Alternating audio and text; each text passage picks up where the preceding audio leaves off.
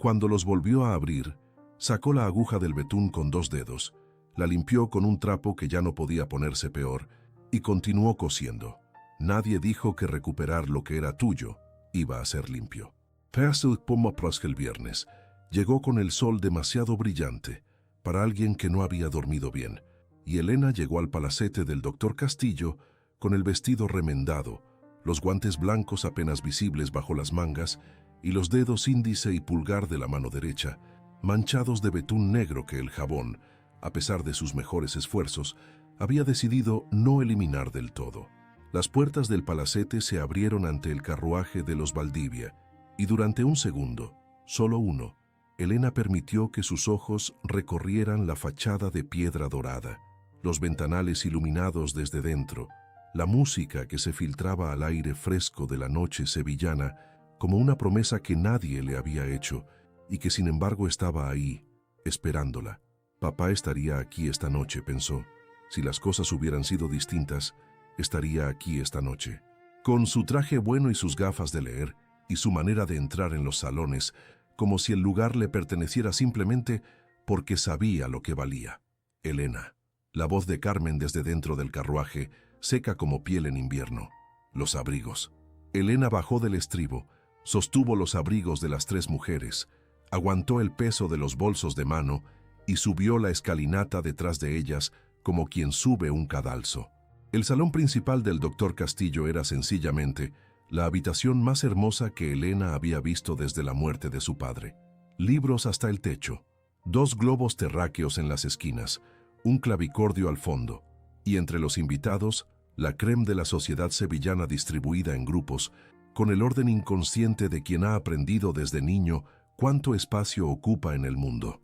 Elena se situó junto a la pared, en el lugar que le correspondía, el lugar de las personas que observan sin ser observadas, que escuchan sin ser escuchadas, que existen en los márgenes de las habitaciones ajenas con la invisibilidad de quien ha aprendido que pasar desapercibida es, en determinadas circunstancias, la forma más práctica de sobrevivir. Y fue entonces cuando escuchó, desde algún punto entre la biblioteca y el grupo más numeroso del salón, una voz que decía: el problema con el Código de Napoleón no es su ambición, es su arrogancia al suponer que la universalidad de la norma puede ignorar las particularidades del territorio donde se aplica. Era una voz grave, controlada, del tipo que no necesita alzarse para que todo el mundo deje de hablar. Una voz que ocupaba el espacio con la autoridad tranquila de quien está acostumbrado a ser escuchado y no ha necesitado nunca levantar el tono para conseguirlo. Elena sintió algo que no esperaba, un tirón de atención tan inmediato, tan involuntario, que fue como si alguien hubiera tirado de un hilo cosido directamente a su curiosidad. Giró la cabeza y vio al doctor Alejandro Castillo por primera vez. Había un error muy extendido en Sevilla respecto al doctor Alejandro Castillo, que era frío. No lo era. Era preciso, que es algo completamente distinto. El frío implica ausencia, la precisión implica control, y Alejandro Castillo controlaba cada palabra que salía de su boca con la misma atención con que, según se contaba, controlaba cada movimiento de sus manos durante una intervención, sin un milímetro de margen para el error. Tenía 37 años, la mandíbula cuadrada de un hombre que aprieta los dientes con frecuencia y los hombros de alguien que lleva mucho tiempo sin doblarse. Su traje era el mejor del salón, pero lo había elegido para que no pareciera que le importaba. Un grado de sofisticación que solo puede alcanzarse cuando realmente no te importa. El cabello, oscuro con la primera plata en las sienes, le daba un aire que las señoras describían en sus diarios con el adjetivo peligroso, aunque ninguna habría sabido explicar exactamente por qué. Era viudo. Eso, más que cualquier otra cosa, contribuía a su leyenda. Su esposa, Inés, había muerto de fiebres 3 años atrás, y Alejandro había llorado su pérdida con la discreción de alguien que considera el dolor un asunto privado. Desde entonces, no había mostrado interés en ninguna de las candidatas que la buena sociedad le ofrecía, con la persistencia de quien intenta colocar muebles en una habitación que no los necesita. Esta noche no era diferente a las demás, se estaba diciendo Alejandro, justo antes de que todo cambiara. El debate había comenzado de manera ordinaria. Ramírez, el abogado del ayuntamiento, había lanzado una opinión sobre el Código Napoleónico con la confianza de quien lleva años no siendo contradicho, y Alejandro había respondido como siempre, con la precisión quirúrgica que hacía que sus interlocutores se sintieran simultáneamente iluminados y ligeramente humillados. Lo que no esperaba era la voz desde el otro extremo del grupo. Con el debido respeto, doctor, esa crítica podría volverse en su contra. El silencio que siguió fue del tipo que antecede a los terremotos, una fracción de segundo en que el mundo decide qué hacer. Alejandro giró la cabeza. Junto a la pared, en el lugar donde uno sitúa a los criados y los paragüeros, había una joven con un vestido azul pálido que alguien había remendado con mucho cuidado y poco éxito. El pelo recogido con los rizos insurgentes escapando por las sienes, y los ojos color miel fijos en él, con una expresión que no era insolente. Era peor que insolente. Era interesada, y en los dedos de su mano derecha, con la claridad inequívoca de quien no ha podido evitarlo, había una mancha oscura de betún de bota. «Perdón», dijo Alejandro, que no pedía perdón nunca, pero que en ese momento genuinamente no había procesado lo que acababa de escuchar. «Que su argumento puede volverse en su contra», repitió ella, con la voz ligeramente más baja, como si acabara de ser consciente de que había hablado en voz alta, pero sin retractarse. «Usted critica la universalidad de la norma napoleónica porque ignora las particularidades del territorio. Pero si llevamos ese razonamiento hasta el final, justificamos cualquier legislación local arbitraria con el simple argumento de la especificidad cultural. Los que falsifican testamentos en Sevilla lo agradecerán». El silencio se extendió como una mancha de tinta. Ramírez parpadeó. Las señoras Valdivia, Alejandro las había catalogado en los primeros 20 minutos de la velada como madre calculadora e hijas decorativas, se habían vuelto hacia la joven del vestido remendado con expresiones que abarcaban el espectro completo entre el horror y la mortificación. La condesa Valdivia apareció junto a su hija mayor con la velocidad de un halcón que detecta una presa en vuelo, y su sonrisa era la clase de sonrisa que no llega a los ojos, pero que, para los observadores menos atentos, podía pasar perfectamente por afecto maternal. «Doctor Castillo», dijo Carmen con una voz que destilaba dulzura del mismo modo en que ciertas flores destilan veneno, en dosis pequeñas y con un aroma encantador, «le ruego que disculpe a nuestra Elena». Posó una mano sobre el hombro de Elena con la ligereza calculada de quien marca territorio. «Es como de la familia, ¿sabe? La acogimos después de que su padre nos la dejara, la pobre, sin recursos ni medios. Ha crecido entre nosotras, y a veces su entusiasmo supera un poco su...». Buscó la palabra con una pausa que era en sí misma el insulto, «preparación». «Pero es admirable, ¿verdad? Admirable cómo lo intenta». Sonrió, con todos los músculos correctos. El grupo guardó silencio. Ramírez, el abogado, bajó la vista. Una señora del fondo apretó los labios con la incomodidad de quien reconoce la crueldad, pero carece del valor para señalarla. Daniela, junto a su madre, dejó escapar una risa breve y afilada como el borde de un vaso roto. Elena no se movió, no porque no tuviera respuesta, tenía varias y todas eran mejores que el silencio, sino porque llevaba 6 años calculando exactamente cuándo hablar y cuándo dejar que los demás se retrataran solos. Y en ese instante, Carmen Valdivia se estaba retratando con una precisión que ningún tribunal habría mejorado, pero algo ocurrió que ninguno de los dos, ni Carmen ni Elena, había previsto. Alejandro Castillo dio un paso adelante. No fue un paso dramático, no levantó la voz, no cambió de expresión. Simplemente ocupó el espacio que hay entre una injusticia y su corrección con la naturalidad de quien hace eso mismo todos los días en un quirófano: identificar el problema y resolverlo. «Con el debido respeto, condesa», dijo, y su tono era tan cortés que tardó un segundo en llegar el filo. «La señorita Mendoza acaba de demostrar un conocimiento de Savigny, del Código Napoleónico y de la teoría histórica del derecho que supera al de varios abogados presentes en esta sala». No miró a Ramírez, pero Ramírez sintió la mirada igualmente, incluyendo, en algunos puntos, el mío. Silencio. «La educación formal es un privilegio, no un mérito», continuó Alejandro, con la misma calma con la que habría descrito los síntomas de una enfermedad. «Lo que la señorita Mendoza ha hecho esta noche no es producto del entusiasmo, es producto del estudio. y el estudio autodidacta, Condesa, requiere una disciplina que la mayoría de los titulados que conozco no han necesitado ejercer jamás, porque tuvieron la fortuna de que alguien pagara por ellos. Hizo una pausa. Miró a Carmen directamente. Eso no es admirable como usted lo dice, Condesa. Es admirable sin más, sin condescendencia. El silencio que siguió fue de los que cambian la temperatura de una habitación. Carmen no cambió de expresión. Era demasiado hábil para eso. Pero su abanico, que había estado moviéndose con ritmo pausado, se detuvo un instante antes de retomar el movimiento. Un instante que solo alguien acostumbrado a leer los signos del cuerpo habría notado. Alguien como un médico. Elena sintió algo que no había sentido en 6 años.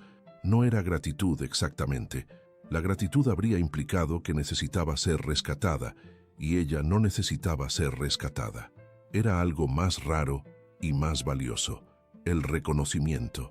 La experiencia extraña y casi dolorosa de que alguien mirara lo que ella era y dijera, en voz alta, delante de todos, que era suficiente.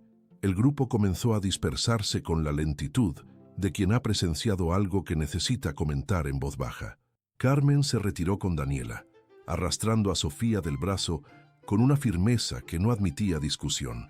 Alejandro fue interceptado casi inmediatamente por el marqués de Herrera, que quería consultarle algo sobre las fiebres de su hija, dejando a Elena sola junto a la pared durante un momento que debería haber sido un respiro. No lo fue. Don Ignacio Peralta, abogado del Real Colegio, amigo cercano de Carmen Valdivia y poseedor de una barriga que precedía al resto de su persona por varios centímetros de ventaja, se acercó a ella con una copa en la mano y la sonrisa de quien se dispone a divertirse a costa de otro. «Así que usted es la célebre criada que lee a Savigny», dijo, lo suficientemente alto para que los 3 o 4 invitados que quedaban cerca pudieran escucharlo. ¡Qué encantador! ¿También friega los suelos mientras estudia derecho romano? ¿O eso lo deja para los domingos? Alguien rió. Una risa pequeña, cobarde, de las que se emiten desde detrás de un abanico. Elena le miró. Lo que don Ignacio Peralta no sabía, lo que no podía saber, porque para saberlo habría tenido que prestar atención a las personas que consideraba por debajo de él, cosa que no hacía desde aproximadamente 1843, era que Elena llevaba 6 años leyendo casos judiciales con la misma dedicación con la que otros leen la Biblia, y que los casos que más le interesaban eran, precisamente, los que se habían perdido por incompetencia. «Don Ignacio», dijo Elena, con una voz que era perfectamente respetuosa y perfectamente serena, que es la combinación más peligrosa que existe. ¿No fue usted quien llevó el caso Villanueva hace 2 años, el pleito de sucesión de la finca de Carmona? Don Ignacio parpadeó. Su sonrisa perdió exactamente un grado de seguridad. Ese caso tenía circunstancias particulares, dijo. Las circunstancias particulares, si no recuerdo mal, continuó Elena con la inocencia transparente de quien simplemente está conversando, fueron que el tribunal señaló un error en su interpretación del derecho consuetudinario castellano. Concretamente, una confusión entre la legítima estricta y el tercio de mejora que cualquier lectura atenta de las partidas habría evitado. Hizo una pausa breve, como si estuviera recordando un detalle menor. Creo que la sentencia usó la palabra negligencia, pero quizás me equivoque. Usted tiene el título, don Ignacio. Seguramente lo recuerda mejor que yo. El silencio que siguió fue diferente al anterior. No era el silencio de la humillación, era el silencio del reconocimiento. El momento exacto en que varias personas comprendieron al mismo tiempo que la joven del vestido remendado, que fregaba suelos, sabía más derecho que el hombre con toga que se burlaba de ella. Don Ignacio abrió la boca. La cerró. Miró a los lados buscando una salida que no fuera la retirada. No la encontró y optó por la retirada con un murmullo sobre refrescar su copa que no convenció a nadie. Elena permaneció donde estaba. Le temblaba el pulso. Eso sí, eso no podía evitarlo, pero su rostro estaba perfectamente quieto, y cuando el último curioso apartó la mirada y el salón recuperó su ritmo habitual, se permitió un solo instante de algo que no era orgullo exactamente, era justicia, pequeña, personal. Pero justicia al fin. Al otro lado del salón Alejandro Castillo no había visto la escena, pero cuando minutos después Cruzó el salón hacia donde estaba Elena para continuar la conversación que habían dejado interrumpida. Notó algo diferente en ella. No habría sabido decir qué era exactamente. Algo en la manera en que sostenía la cabeza, algo en la línea de sus hombros, algo que se parecía mucho a una persona que acaba de recordar quién es. Y Alejandro Castillo, que llevaba años sin sentir genuina curiosidad por nada que no fuera un caso clínico complicado o una reforma legislativa, sintió algo parecido a ella instalarse en su pecho con la comodidad de quien lleva mucho tiempo esperando ser invitado. Eso, dijo despacio, es una objeción válida. Más silencio. Aunque incompleta, añadió, y algo en su voz cambió de tono, de la conferencia al debate. Porque la distinción que usted plantea asume que la norma universal y la adaptación local son necesariamente excluyentes. Ha leído a Savigny. Elena, porque era Elena, naturalmente, aunque él no lo sabía todavía, parpadeó. Von Beruf unsere Zeit, de 1814, respondió. Sí, aunque su escuela histórica del derecho tiene el problema inverso al de Napoleón, tanto respeto por el pasado que termina justificando lo que ya existe simplemente porque existe. En este punto, el resto del salón había dejado completamente de fingir que hablaba de otras cosas.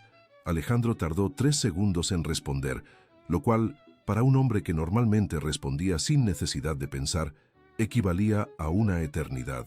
¿Quién es usted?, preguntó, y la pregunta salió con más intensidad de la que había pretendido. La joven vaciló. Durante ese instante, Alejandro vio pasar algo por su rostro. No vergüenza, sino algo más complicado. La conciencia de un cálculo. Elena de Mendoza, dijo finalmente. Dama de compañía de la condesa Valdivia. Lo que siguió fue una conversación. No el tipo de conversación que se tiene en los salones, donde las palabras son como las piezas de un ajedrez y cada movimiento tiene un propósito social perfectamente codificado. Fue el tipo de conversación que ocurre cuando dos personas que piensan de manera parecida se encuentran inesperadamente y se dan cuenta, con algo entre el placer y el peligro, de que pueden seguir hablando durante horas. Alejandro la llevó, casi sin darse cuenta de lo que hacía, hacia la biblioteca lateral, donde los libros llegaban hasta el techo y había 2 sillones junto a la ventana que abrían al jardín. Ella le siguió con la expresión de alguien que sabe perfectamente que está haciendo algo imprudente, y lo hace igualmente. Hablaron de Savigny, hablaron de Jovellanos. Ella tenía una opinión sobre la reforma agraria que Alejandro encontró inexacta en los detalles pero brillante en el enfoque, y se lo dijo, y ella le respondió señalando exactamente cuál de sus objeciones descansaba en un supuesto que no había fundamentado, y él tuvo que reconocerlo. Fue extraordinariamente satisfactorio. ¿Dónde estudió?, preguntó Alejandro en algún punto porque era la única pregunta que tenía sentido. No estudié en ningún sitio. Ella bajó la vista hacia los guantes y luego volvió a alzarla. Mi padre era abogado. Antes de morir, debatíamos los casos durante la cena, y después de morir, una pausa breve, pero Alejandro tenía el oído de los médicos para ese tipo de pausas. Continué sola. ¿Con sus libros? Con los míos. Una sonrisa pequeña, casi involuntaria. Los suyos los conserva mi madrastra, junto con el resto de sus pertenencias. Alejandro la miró. Llevaba años leyendo cuerpos enfermos, aprendiendo a ver lo que no se decía en voz alta, el dolor que se describe como cansancio y la desesperación que se disfraza de indiferencia. Lo que vio en el rostro de Elena de Mendoza era algo que reconoció de inmediato, inteligencia que lleva tiempo contenida y la calidad particular de quien ha aprendido a ser paciente porque no tiene otra opción. Tengo un puesto vacante, dijo, y la frase salió antes de que hubiera terminado de pensarla, lo cual era inusual en él hasta el punto de resultar desconcertante. Secretaria particular, organización de documentos, correspondencia con colegas jurídicos, asistencia en la preparación de los informes para la corona. Elena le miró durante un momento largo. Eso, dijo con calma, es una proposición extraordinariamente escandalosa. Lo sé, una mujer sola, trabajando en la casa de un hombre soltero. Las lenguas de Sevilla no se van a dar abasto. Las lenguas de Sevilla nunca se dan abasto, respondió él. Es una cuestión de capacidad, no de oportunidades. Otro silencio, más largo esta vez. Elena miraba hacia el jardín oscuro al otro lado de la ventana, y Alejandro tuvo la sensación de que estaba calculando algo con la precisión de un contador de libros. ¿Por qué yo?, preguntó finalmente. Hay abogados en esta ciudad que darían su mano derecha por trabajar con usted. Sus manos derechas las necesitan para los sobornos. Y luego, más serio, porque usted tiene algo que no se enseña en ningún colegio de la corona: la capacidad de ver la injusticia desde dentro. Eso es lo que hace falta para reformar las leyes que pretendemos reformar. Elena le miró, y en sus ojos miel había algo que Alejandro, para su propia sorpresa, tardó un instante en identificar: esperanza, del tipo que lleva mucho tiempo guardado con cuidado para que no se estropee. Necesitaré pensarlo, dijo ella. Naturalmente. Y tendrá que hablar con la condesa. Yo no puedo. Técnicamente, yo no. Me ocuparé de la condesa, dijo Alejandro, con el tono de alguien que ha tratado con reyes y ministros y no considera a la condesa Valdivia un obstáculo de particular envergadura.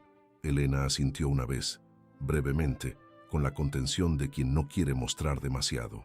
Pero en el momento exacto en que se levantó para marcharse, Alejandro vio cómo sus ojos recorrían los estantes de libros con una expresión que no había podido controlar: el hambre pura y simple de alguien que lleva años sin poder comer. Señorita Mendoza. Ella se volvió. El tercer estante desde la izquierda, fila del medio.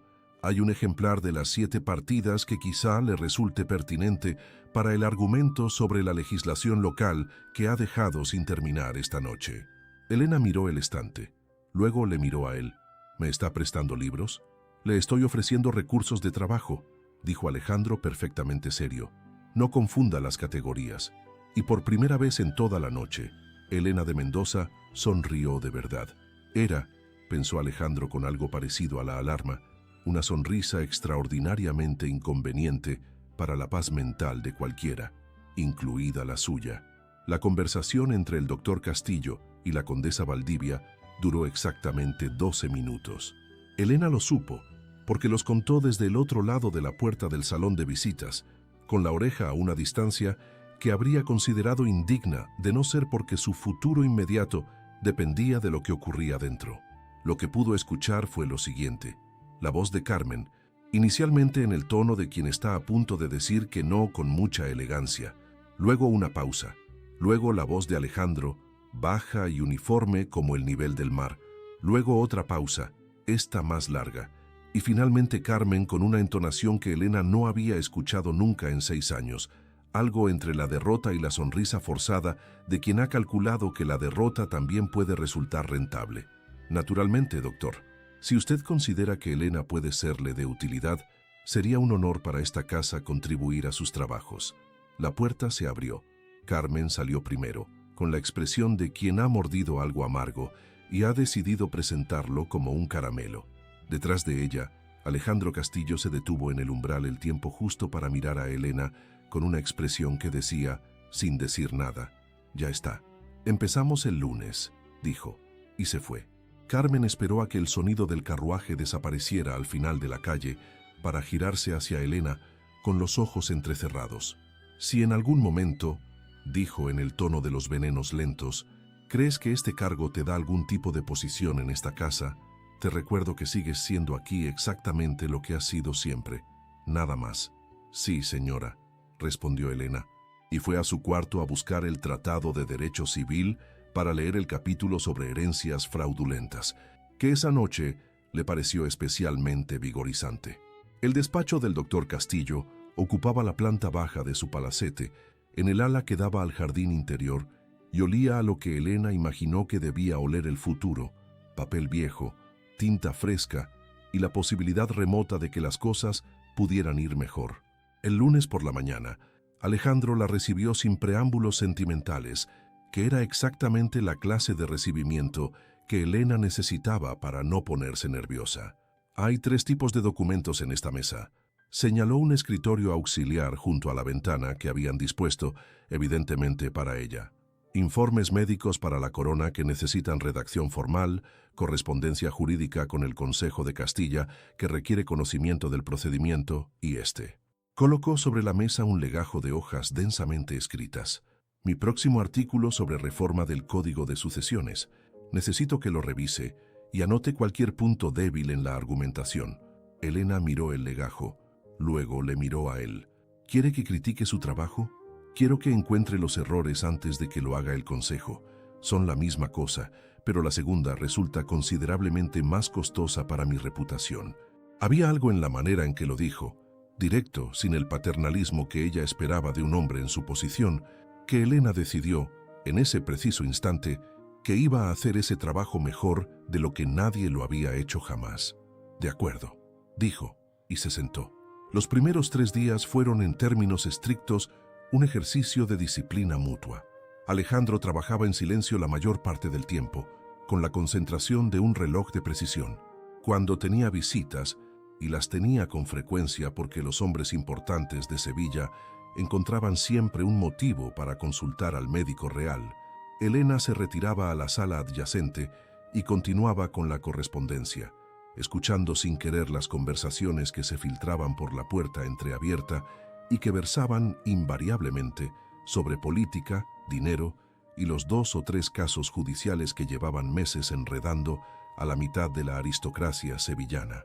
Lo que Alejandro notó sobre Elena en esos primeros días fue lo siguiente, que trabajaba deprisa pero sin descuido, que sus anotaciones al margen de su artículo eran precisas e incómodas en proporciones iguales, y que en algún momento entre las 2 y las 3 de la tarde solía perder la batalla contra el sueño durante exactamente 4 minutos, con la cabeza ligeramente inclinada sobre los documentos, antes de incorporarse de golpe con la expresión de quien no ha pasado nada.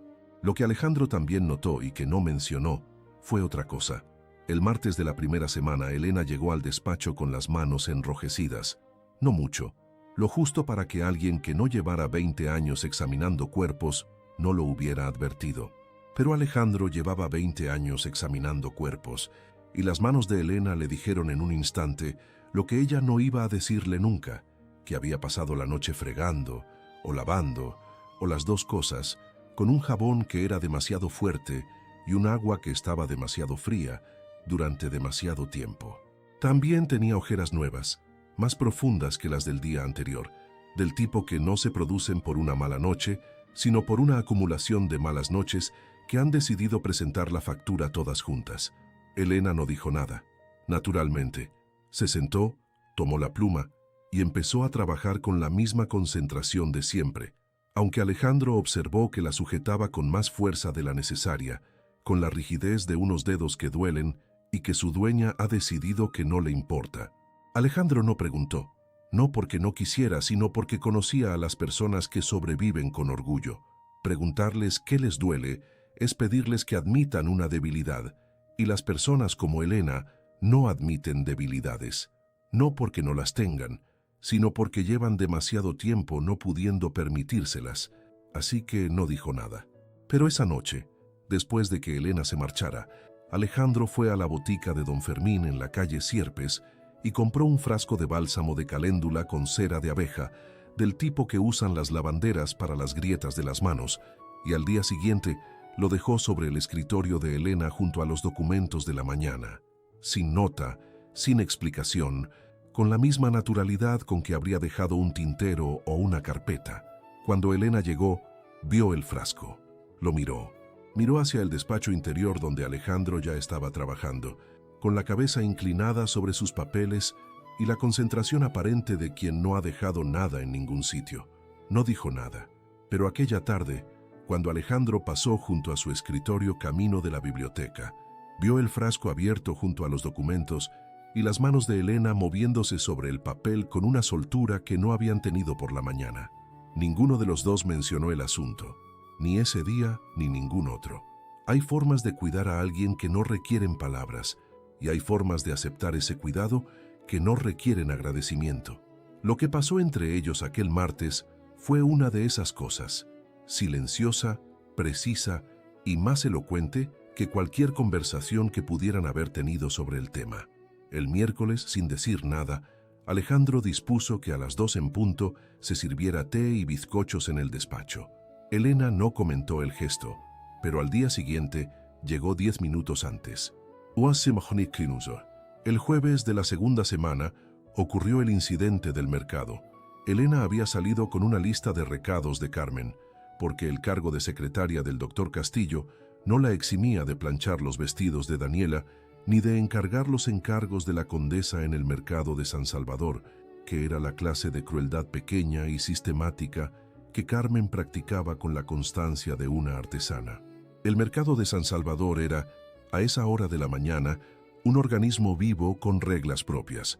Los mejores puestos estaban en el centro, los comerciantes más veteranos se saludaban por el nombre, y la jerarquía social de Sevilla se reproducía entre los toldos con la misma fidelidad con la que se reproducía en los salones, solo que con más polvo y más sinceridad. Elena conocía el mercado bien.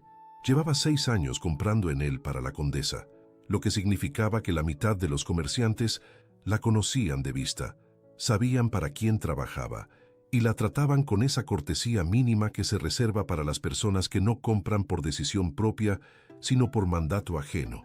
La mayoría eran correctos, algunos incluso amables. Gaspar Molina no era ninguna de las dos cosas. Gaspar era el dueño del puesto de telas más grande del mercado, un hombre ancho de pecho y estrecho de criterio que llevaba 20 años vendiendo paños y que medía el respeto que dispensaba a sus clientes en proporción directa a lo que gastaban. Carmen Valdivia era clienta habitual y gastaba mucho, lo cual significaba que Gaspar trataba a Carmen con reverencia y a Elena, que era quien hacía las compras, con la condescendencia específica de quien sabe que puede permitírsela. Aquella mañana, sin embargo, Gaspar estaba de un humor que iba más allá de la condescendencia habitual. Tenía público, 2 comerciantes vecinos y una señora que examinaba cintas, y el público, como cualquier artista mediocre sabe, cambia la actuación. «Vaya, vaya», dijo cuando Elena se acercó al mostrador con la lista de Daniela. La señorita Mendoza. O debería decir la señorita a secas, porque lo de Mendoza ya no vale mucho, ¿verdad? Rió de su propia gracia, con la satisfacción de un hombre que se considera ingenioso. ¿No eras tú la hija de aquel abogado? ¿El que murió y dejó a la niña de recadera? Mira cómo han cambiado las cosas. Lo dijo alto, lo suficientemente alto para que los vecinos lo oyeran, para que la señora de las cintas alzara la vista, para que Elena sintiera el peso de cada palabra caer sobre ella con la precisión de piedras lanzadas por alguien que sabe exactamente dónde duelen. Elena le miró. Había una respuesta para aquello. Había varias. Todas habrían sido legítimas, y al menos 2 habrían dejado a Gaspar Molina sin palabras durante el resto de la mañana. Pero Elena llevaba 6 años aprendiendo algo que la mayoría de la gente no aprende nunca, que la dignidad no consiste en responder a quien te humilla, consiste en no necesitar hacerlo. La tela de seda Burdeos que encargó la señorita Valdivia, dijo Elena, con una voz tan serena que Gaspar parpadeó, porque no era la reacción que esperaba. 120 varas. El peso que especificó es de 16 momes. ¿La tiene? Gaspar la miró. Esperó una reacción que no llegó, y como los hombres que buscan pelea y no la encuentran, se quedó con la incomodidad de su propio golpe sin respuesta, que es siempre peor que recibir uno de vuelta. Sí, la tengo, murmuró sacando el rollo de tela con bastante menos teatralidad de la que había empleado para el insulto. Elena pagó, recogió el paquete, se dio la vuelta, y caminó entre los puestos del mercado con la espalda recta y los ojos al frente, con la clase de compostura que no se aprende, sino que se construye día tras día, humillación tras humillación, hasta que se convierte en algo tan sólido que ya no hay palabra que pueda atravesarlo. Aunque por dentro, en el lugar donde guardaba las cosas que no se podía permitir sentir en público, algo ardía con la temperatura lenta y constante de las cosas que llevan mucho tiempo esperando justicia. Estaba examinando el paquete de tela, comprobando que el color y el peso fueran los correctos, porque Daniela era perfectamente capaz de devolver un encargo por un tono de diferencia que ningún ojo humano razonable habría detectado, cuando escuchó una voz detrás de ella. El color es demasiado oscuro para el peso del tejido. Se va a arrugar en cuanto haga calor. Elena se volvió. Alejandro Castillo estaba de pie junto a ella con un sombrero de fieltro oscuro y el aire de alguien que ha salido a hacer algo concreto y ha encontrado algo inesperado por el camino. ¿Sabe usted de telas?, preguntó Elena, porque era la única respuesta razonable. Sé de todo lo que tiene consecuencias sobre el cuerpo humano, señaló la seda. Las telas que no transpiran en verano producen erupciones. Lo digo por experiencia clínica. Se lo transmitiré a Daniela, aunque no estoy segura de que le preocupe más la erupción que el color. Alejandro miró la lista que Elena sostenía en la mano. Luego miró a Elena. ¿Esto lo hace también? Los recados de la casa son parte de mis obligaciones. Ella dobló la lista con precisión. No todos los días se puede debatir jurisprudencia. En mi despacho sí. Lo dijo sin inflexión particular, pero había algo en la frase que no era exactamente profesional, y ambos lo notaron. En ese momento, como si el universo hubiera decidido que la situación no era todavía suficientemente complicada, apareció Sofía Valdivia al fondo del mercado con dos amigas, todas con sombreros de paja y la expresión de quien sale de compras con la intención secundaria de que la vean salir de compras. Sofía los vio, los dos, juntos. Su expresión atravesó en menos de un segundo el trayecto completo entre la sorpresa, los celos y el cálculo. «Doctor Castillo», gorjeó, acercándose con una velocidad que habría parecido casual a quien no conociera a Sofía. «¡Qué coincidencia tan deliciosa! ¿Haciendo sus compras?» «Buenos días, señorita Valdivia», dijo Alejandro, con la cortesía precisa de quien sabe exactamente cuánta cortesía es la adecuada, y no tiene intención de añadir ni un gramo más. «Veo que Elena le acompaña». Los ojos de Sofía encontraron los de Elena con la calidez de dos pedernales. «Qué servicial de su parte. La señorita Mendoza estaba atendiendo sus propios asuntos cuando hemos coincidido», dijo Alejandro. «Un detalle que confío en que llegue con exactitud a oídos de la condesa, que sé que aprecia los informes precisos». Sofía parpadeó. La implicación era tan clara como incómoda. «Por supuesto», murmuró. «Que disfruten de su mañana». Alejandro se volvió hacia Elena. «A las 3 en el despacho. Hay un punto en el artículo que necesito discutir con usted antes de que lo envíe al consejo». «A las 3», confirmó Elena, con la serenidad de quien lleva la vida entera aprendiendo a no dar señales. Se despidieron. Alejandro se volvió en dirección a la calle Sierpes y Elena hacia la salida del mercado, y habría sido una mañana más de no ser porque Alejandro, al pasar frente al puesto de Gaspar Molina, se detuvo. Elena no vio por qué se detuvo, pero Gaspar Molina sí lo vio, porque Gaspar Molina reconoció al doctor Castillo con la velocidad de quien identifica a un cliente de 40,000 ducados de renta, y su expresión cambió instantáneamente del desdén habitual a una sonrisa de una anchura que habría resultado cómica en otras circunstancias. «Doctor Castillo, qué honor», dijo Gaspar, con las manos ya dispuestas para mostrar sus mejores géneros. «¿En qué puedo servirle?» Alejandro examinó el puesto con calma. Señaló un corte de paño inglés que estaba en la balda superior, el más caro del mostrador. «Ese», dijo, «3 varas». Gaspar se apresuró a cortarlo con la diligencia de quien atiende a la realeza.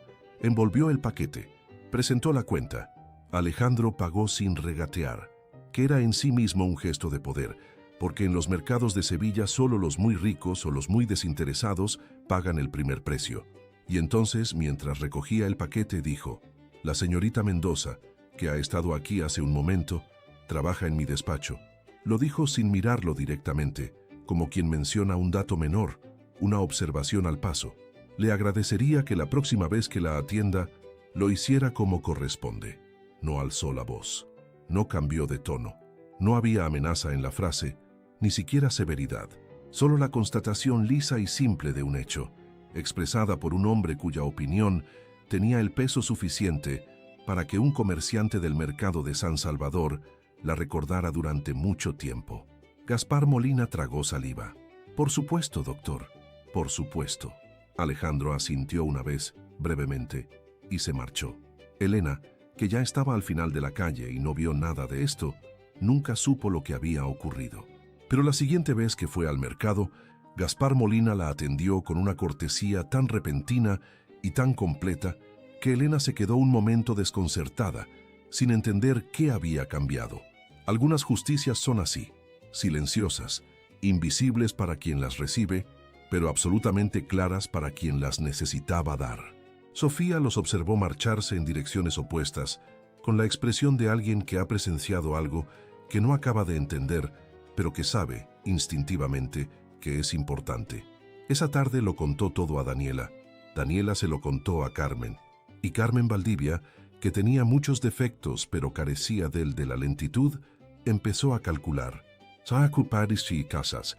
Lo que Elena no sabía, lo que no podía saber, era que esa misma tarde, mientras ella anotaba correcciones al margen del artículo sobre sucesiones, Alejandro Castillo estaba en el despacho interior hablando con su amigo y notario, don Rodrigo Fuentes, sobre una cosa completamente distinta.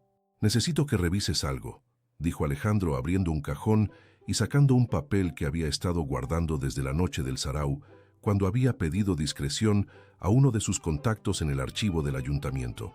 El testamento de Antonio de Mendoza, fallecido hace 6 años. Me han dicho que hay irregularidades. Rodrigo frunció el ceño. ¿Irregularidades de qué clase? Del tipo que hace que una hija legítima termine planchando vestidos. Silencio. Alejandro, dijo Rodrigo con el tono de un hombre que lleva años siendo amigo de otro y ha aprendido a reconocer ciertos signos. ¿Esto tiene algo que ver con la joven que trabaja ahora en tu despacho? Alejandro no respondió de inmediato. Se levantó, fue hacia la ventana. Miró el jardín con la concentración de quien no está mirando el jardín. Tiene que ver con la justicia, dijo finalmente. Rodrigo asintió con la expresión de quien ha recibido una respuesta perfectamente insatisfactoria y ha decidido aceptarla por ahora. Si hay algo que la aristocracia sevillana manejaba con maestría absoluta, era el arte del sarao invernal, que consistía básicamente en reunir a las mismas personas que se habían visto la semana anterior en un salón diferente, con velas más caras, y fingir que todo era completamente nuevo. El del conde de Herrera, a mediados de noviembre, tenía la particularidad añadida de que se celebraba en su hacienda a las afueras de la ciudad, lo que requería carruaje y añadía al evento una duración e importancia que sus participantes consideraban proporcional al tiempo de desplazamiento. Alejandro había declinado 3 invitaciones seguidas del conde antes de que los motivos diplomáticos y la insistencia de Rodrigo terminaran por imponerse. «Si sigues rechazando invitaciones», le había dicho su amigo, «van a empezar a pensar que estás enfermo, y un médico enfermo es lo más inconveniente que puede existir para su reputación. Podría ser una neumonía», había sugerido Alejandro. Alejandro, una tisis leve. Alejandro. Así que fue. Y como la invitación era, como todas las del conde Herrera, extensible a sus colaboradores más cercanos, porque el conde era de los que calculaban el prestigio de sus veladas en función de quién asistía, Elena recibió esa misma mañana, a través del ordinario de los Castillo, una nota escrita en el papel de carta del doctor, Hacienda de los Herrera, esta noche. Hay documentación jurídica que necesita revisión urgente relacionada con el caso Montalbán, y prefiero tenerla a mano. Sea puntual. Elena leyó la nota 2 veces. «¿Documentación jurídica?», dijo en voz alta, sola en su cuarto. Luego dobló el papel, lo guardó en el bolsillo y fue a buscar su único vestido presentable, que era el azul remendado de siempre, y que a estas alturas había alcanzado el nivel de regularidad en su vida que lo convertía casi en un personaje propio. La hacienda de los Herrera era todo lo que una hacienda andaluza debía ser: blanca, grande, rodeada de naranjos y habitada por una familia que llevaba 2 generaciones intentando gastar una fortuna que llevaba 3 acumulándose. El salón principal olía a azahar y a cera de vela, y los invitados se distribuían entre el interior y la terraza con la naturalidad estudiada de quienes saben exactamente dónde colocarse para ser vistos desde el mejor ángulo. Elena llegó con la condesa y sus hijas, porque Carmen había recibido también su propia invitación y no tenía la menor intención de dejar que Elena pisara ningún salón sin su supervisión, y durante la primera hora cumplió con sus funciones habituales: abrigos, abanicos, el vaso de limonada que Sofía quería y luego no quería, la esquina del salón donde una dama de compañía podía pasar desapercibida. Alejandro llegó tarde como siempre, y la temperatura del salón cambió en consecuencia, que era el efecto que producía su presencia en cualquier reunión sin que él pareciera ser consciente de ello, o si lo era, sin que le importara lo suficiente para modificar su comportamiento. Buscó a Elena con la vista antes de saludar al anfitrión. Ella lo notó. y miró hacia otro lado. Él notó que ella lo notaba. Fue una serie de observaciones mutuamente desconcertantes que ninguno de los dos habría admitido en voz alta. El problema comenzó a las 9, cuando Daniela Valdivia, que llevaba 3 copas de manzanilla y una determinación proporcional, decidió que era el momento óptimo para hacer su movimiento sobre el doctor Castillo. Su estrategia era simple: interceptarlo camino a la biblioteca, donde se sabía que solía retirarse cuando las conversaciones del salón alcanzaban un nivel de trivialidad que superaba su tolerancia clínica. Lo que Daniela no había calculado era que Elena estaba ya en la biblioteca, no por estrategia, por los mismos motivos de siempre. Había una estantería con libros y ella tenía 15 minutos libres. Cuando Alejandro entró, la encontró de espaldas, con la nariz a 2 centímetros de un tomo de Feijoo que claramente no tenía intención de devolver a su sitio en el tiempo razonable. ¿El entretenimiento del salón no le parece suficiente?, preguntó él, cerrando la puerta a sus espaldas. Elena se volvió sin sobresaltarse, que era una de las cosas que Alejandro había aprendido a apreciar de ella, que no se sobresaltaba. El debate sobre si el nuevo diseño de sombreros parisinos conviene más a las morenas o a las rubias tiene sus límites intelectuales, respondió. Feijoo me parece más estimulante. Hay personas que encontrarían estimulante el debate sobre los sombreros. Esas personas son libres de quedarse en el salón. Alejandro se acercó a los estantes. No había documentación urgente del caso Montalbán. Los dos lo sabían y los dos habían elegido no mencionarlo. Pero había algo en la biblioteca de los Herrera que genuinamente le interesaba. Un tratado de derecho romano que había estado buscando desde hacía meses. Estaban examinando volúmenes adyacentes en silencio, con la comodidad extraña de 2 personas que han descubierto que el silencio compartido es, entre ellos, una forma de conversación, cuando la puerta se abrió de golpe. Daniela entró. Vio a Alejandro. Vio a Elena. Procesó la imagen. «Ah», dijo. «Señorita Valdivia», saludó Alejandro, con una neutralidad que era en sí misma una forma de severidad. Daniela se recompuso con la velocidad de alguien que ha practicado las apariencias desde la infancia. Sonrió. Se acercó. Situó su mano con cuidado estudiado en el brazo de Alejandro. «Doctor, qué aburrido debe ser pasarse la noche entre libros». Una mirada oblicua a Elena. «Hay música en el salón. ¿No me concede un baile?» «No bailo», dijo Alejandro. «Nunca, en contadas ocasiones. Esta no es una de ellas». Daniela rió, como si la negativa fuera una coquetería, pero sus ojos, cuando recayeron sobre Elena, tenían una temperatura completamente diferente. «Elena», dijo con la dulzura específica de los venenos bien administrados, «mamá te busca. Creo que necesita que le traigas su mantón del carruaje». Era una orden, formulada como una información, pero una orden. Elena cerró el libro. Asintió. Se volvió para salir. «La señorita Mendoza está aquí a mi solicitud», dijo Alejandro antes de que Elena llegara a la puerta. Pausa. «Estamos revisando documentación del caso Montalbán», añadió, con la serenidad de quien miente con una verdad. «Si la condesa necesita su mantón, quizás podría solicitarlo a uno de los criados de la casa». Daniela parpadeó. Lo miró. Miró a Elena. Volvió a mirarlo a él. En ese instante, Elena pensó que Alejandro Castillo era o bien el hombre más inconsciente de Sevilla, completamente ajeno a lo que acababa de hacer, o bien el más deliberado, y no sabía cuál de las 2 opciones le resultaba más inquietante. «Por supuesto», dijo Daniela con una sonrisa que no llegaba absolutamente a ninguna parte de su cara. «Disculpadme». Y salió.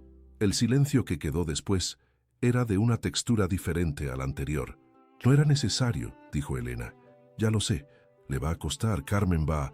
«La condesa Valdivia», la interrumpió Alejandro, volviendo al estante con una calma que a Elena le resultó casi ofensiva en su uniformidad, «no tiene ninguna influencia sobre mis decisiones profesionales. Y usted está aquí en calidad profesional».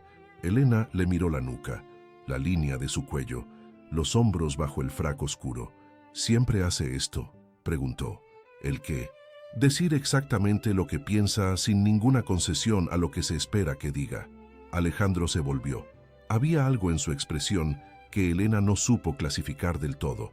No era diversión exactamente, pero se le parecía. Lo aprendí de un médico viejo que tuve de maestro. Decía que la mayoría de los problemas del mundo venían de que la gente decía lo que se esperaba en lugar de lo que era verdad. Era un hombre sabio. Era un pesimista incurable. Pero en esto tenía razón. Hubo un momento, uno de esos momentos que los dos reconocieron después por separado, como el instante exacto en que algo cambió de categoría, en que Alejandro estaba demasiado cerca del estante donde Elena seguía de pie, y la luz de las velas hacía que las sombras cayeran de una manera que no favorecía en absoluto la concentración en los libros. «Deberíamos volver al salón», dijo Elena. «Probablemente». Ninguno de los dos se movió durante 3 segundos que fueron objetivamente demasiado largos. Fue Alejandro quien finalmente dio un paso atrás, con la expresión de alguien que ha tomado una decisión clínica sobre su propia temperatura. «El caso Montalbán», dijo. «¿Existe el caso Montalbán?», preguntó Elena. «Existe ahora», respondió él. «Le envío los papeles mañana». Y salió de la biblioteca antes que ella, que era la única manera razonable de salir de aquella habitación sin que ninguno de los dos dijera algo que no hubiera sido prudente decir todavía. En el carruaje de vuelta, Carmen Valdivia miraba a Elena con los ojos entrecerrados y el gesto de quien está sumando números y no le gusta el resultado. Daniela miraba por la ventana con la expresión de alguien que está planeando una campaña militar. Sofía, que era la más honesta de las tres cuando no lo intentaba, dijo en voz alta lo que todas estaban pensando. «Ese hombre no te mira como a una secretaria». «Sofía», dijo Carmen, «solo digo lo que veo». Elena no respondió, pero en el bolsillo de su vestido azul remendado, sus dedos encontraron el borde doblado de la nota de esa mañana, y algo en su pecho hizo un movimiento pequeño e inconveniente que se negó a clasificar. Por ahora, el caso Montalbán existía. Alejandro lo había construido en 48 horas con la eficiencia de alguien acostumbrado a diagnosticar problemas complejos a partir de síntomas dispersos. Un pleito de sucesión entre dos ramas de una familia cordobesa, suficientemente enredado como para requerir investigación genuina, suficientemente real como para que nadie pudiera acusarle de haberlo inventado como pretexto. Lo que Alejandro no había anticipado era que Elena lo resolvería en 4 días. «El problema está aquí», dijo ella, colocando sobre su escritorio 3 hojas marcadas con anotaciones en los márgenes con una tinta diferente a la suya, más pequeña y más densa.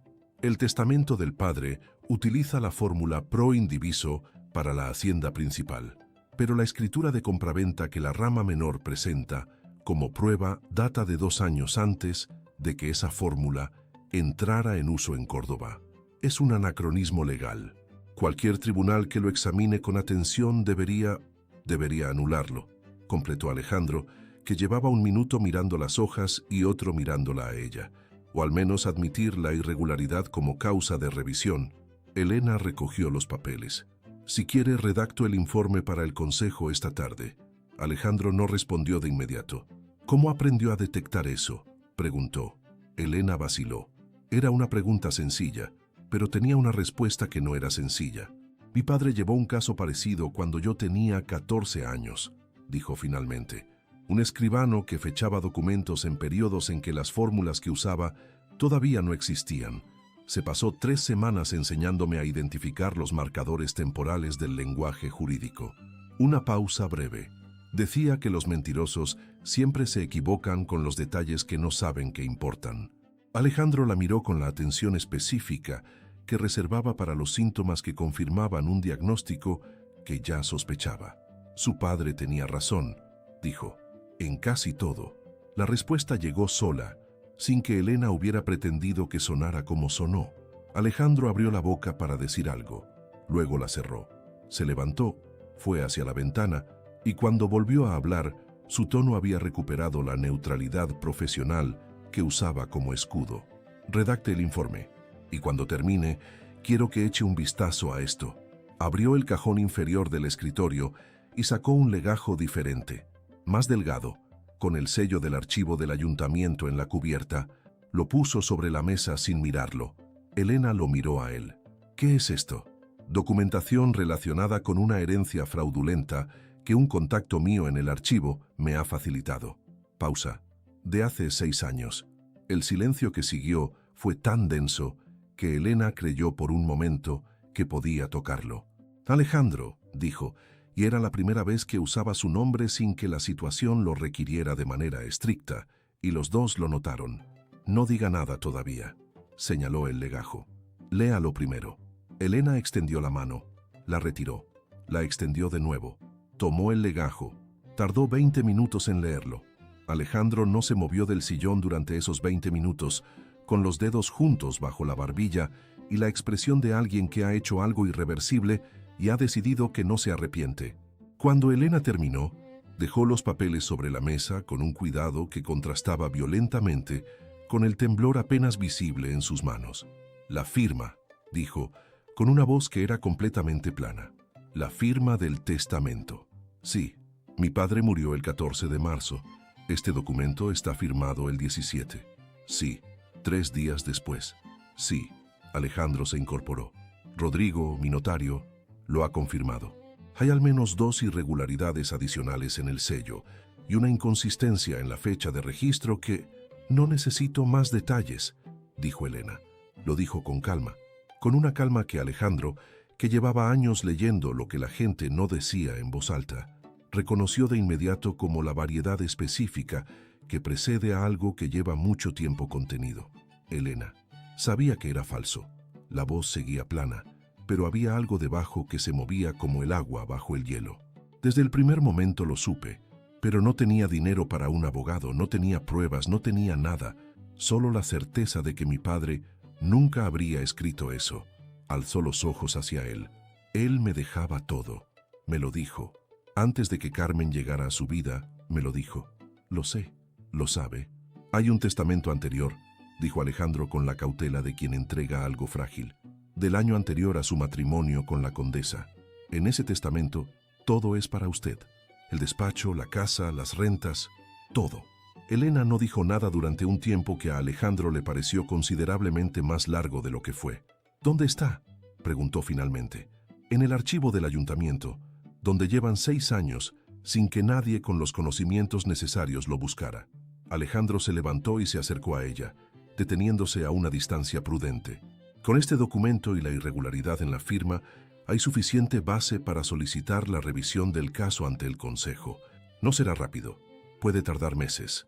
No me importa cuánto tarde. Puede ser costoso en términos de reputación. Carmen Valdivia tiene alianzas que no van a... No me importa la reputación. Y va a ser difícil emocionalmente. Remover todo esto, el proceso, los testimonios. Alejandro.